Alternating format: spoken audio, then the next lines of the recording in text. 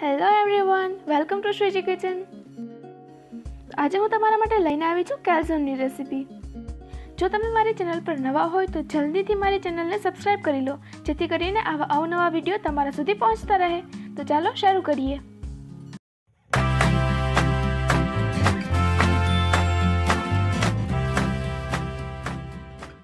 તો ચાલો જલ્દીથી સામગ્રી જોઈ લઈએ. અહીં મેં લીધો છે 2 કપ મેંદો, અડધો કપ સમારેલી કાકડી, 1 કપ સમારેલા ટમેટા, 1 કપ સમારેલી કોબી, 2 ટેબલસ્પૂન સમારેલા લીલા મરચાં, 1 tablespoon tomato ketchup, 1 tablespoon red chilli sauce. અહીં મેં લોટ બાંધવા માટે 1 ગ્લાસ પાણી અને અડધો કપ દહીં લીધેલું છે. સાથે જ આપણે લેવાનો છે થોડો બેકિંગ સોડા. હવે આપણે લોટ બાંધવાની શરૂઆત કરીશું. તેના માટે અહીં મેંદાને એક પાત્રમાં કાઢી લેવાનો છે. હવે તેની અંદર આપણે એડ કરીશું સ્વાદ અનુસાર મીઠું.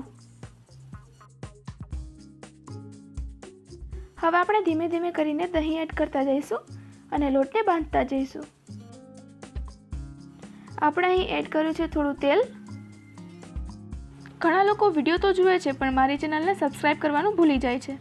તો જલ્દીથી સબસ્ક્રાઇબ કરી લો, કેમ કે સબસ્ક્રાઇબ કરવું એકદમ ફ્રી છે. હવે આપણે એડ કરીશું 1 ચપટી ખાવાનો સોડા. હવે લોટને બાંધવાનું શરૂ કરીશું. જે રીતના જરૂર પડે એ રીતના આપણે દહીં એડ કરતા જઈશું. આ કેલ્ઝોનની રેસીપી પિઝાને પણ ટક્કર આપે એવી છે.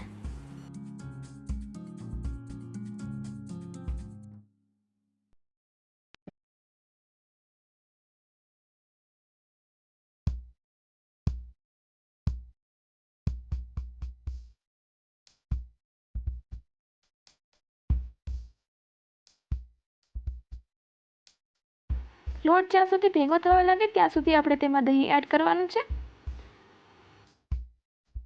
એક વખત લોટ ભેગો થવા માંડે ત્યારબાદ આપણે તેમાં પાણી એડ કરીશું અને ફરીથી લોટને સરખી રીતે બાંધી લઈશું.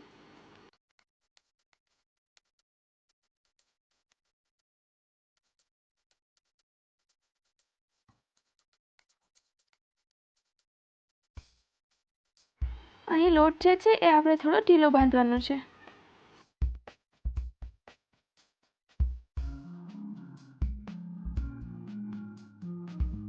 હવે લોટ એકદમ તૈયાર થઈ ચૂક્યો છે. તમે જોઈ શકો છો આ રીતની કન્સિસ્ટન્સી હોવી જોઈએ.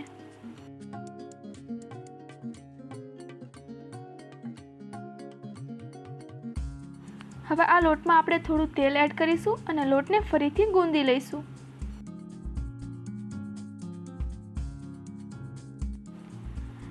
હવે લોટ એકદમ ઢીલો થઈ ચૂક્યો છે અને આપણો લોટ હવે એકદમ રેડી છે. આ લોટને 20 મિનિટ માટે રેસ્ટ કરવા મૂકવાનો છે. ત્યાં સુધી આપણે અંદરનું સ્ટફિંગ તૈયાર કરી લઈશું. તેના માટે આપણે અહીં એક પેનમાં 1 ટેબલસ્પૂન ઓઇલ લીધું છે. તેલને સૌપ્રથમ ગરમ થવા દઈશું. હવે તેલ એકદમ રેડી છે. તેમાં આપણે એડ કરીશું 2 ટેબલસ્પૂન લીલા સમારેલા મરચાં. ત્યારબાદ એડ કરીશું 1 કપ સમારેલી કોબીજ. હવે એડ કરીશું અડધો કપ સમારેલી કાકડી. હવે બધું સરખી રીતે સાંતળી લઈશું. ગેસની ફ્લેમ આપણે ધીમી રાખવાની છે.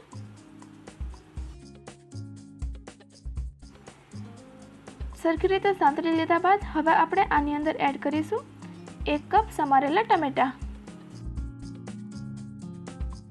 ફરીથી બધું મિક્સ કરી લઈશું.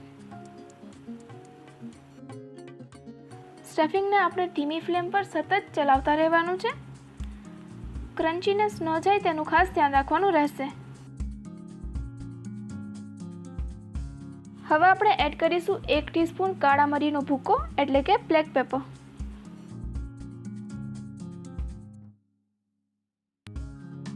હવે એડ કરવાનું છે સ્વાદ અનુસાર મીઠું. સ્ટફિંગને સરખી રીતે હલાવી લઈશું. બધું સરખી રીતે મિક્સ થઈ જાય તેનું ખાસ ધ્યાન રાખવાનું છે. હવે સ્ટફિંગ એકદમ રેડી છે. ગેસને ઓફ કરી દઈશું અને તેને ઠંડુ થવા મૂકી દઈશું. સ્ટફિંગને ઠંડુ કર્યા બાદ હવે આપણે તેમાં એડ કરીશું 1 ટેબલસ્પૂન ટોમેટો કેચઅપ અને 1 ટેબલસ્પૂન રેડ ચીલી સોસ. તમે કેચઅપ અને રેડ ચીલી સોસની ક્વોન્ટિટી જે છે એ તમારા હિસાબથી ચેન્જ કરી શકો છો.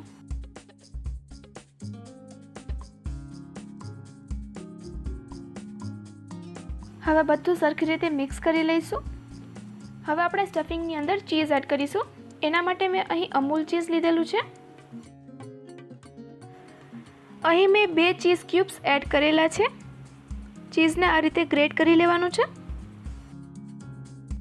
હવે બધું સરખી રીતે મિક્સ કરી લઈશું, જેથી કરીને ચીઝ જે છે એ પૂરેપૂરા સ્ટફિંગમાં મિક્સ થઈ જાય. હવે આપણું સ્ટફિંગ એકદમ રેડી છે, તમે જોઈ શકો છો.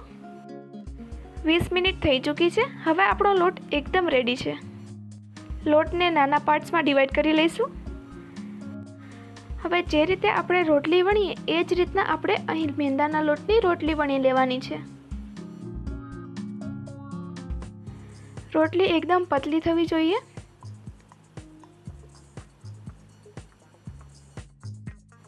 તો હવે રોટલી એકદમ તૈયાર છે. તેની અંદર આપણે ફોક વડે કાણા પાડી લઈશું.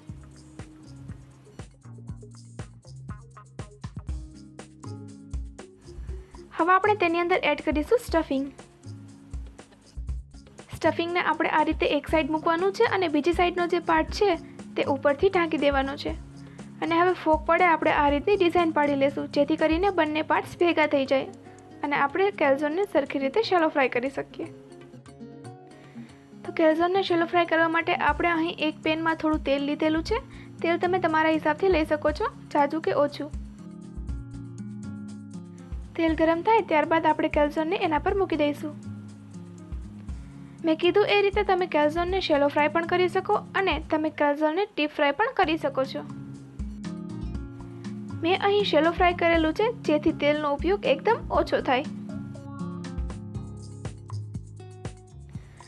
આ રીતે કેલ્ઝોનને બધી બાજુથી સરખી રીતે શેકી લેવાનું છે.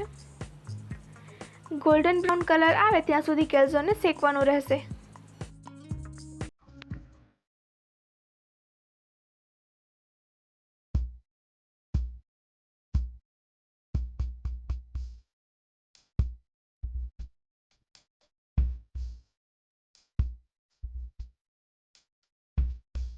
હવે કેલ્ઝોન બધી બાજુથી સરખી રીતે શેકાઈ ગયા છે, એકદમ રેડી છે.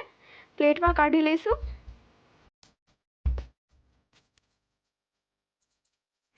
કેલ્ઝોનને તમે ટમેટો કેચઅપ અથવા કોઈ બી ચટણી સાથે સર્વ કરી શકો છો. તો તૈયાર છે આપણા પિઝાને પણ ટક્કર આપે તેવા હોમમેડ કેલ્ઝોન. આ રેસીપી ઘરે બનાવીને જરૂરથી ટ્રાય કરજો મિત્રો. એકવાર તમે કેલ્ઝોન ખાશો તો તમે પિઝાને પણ ભૂલી જશો, એવી ટેસ્ટી આ રેસીપી થવાની છે. જો તમે આ વિડીયો હજુ સુધી જોતા હોય તો જલ્દીથી આ વિડીયોને લાઈક કરી દો અને મારી ચેનલને સબસ્ક્રાઇબ કરી દો. હું આવતીશ તમારા માટે આ જ રીતની રેસીપી લઈને. ત્યાં સુધી બાય.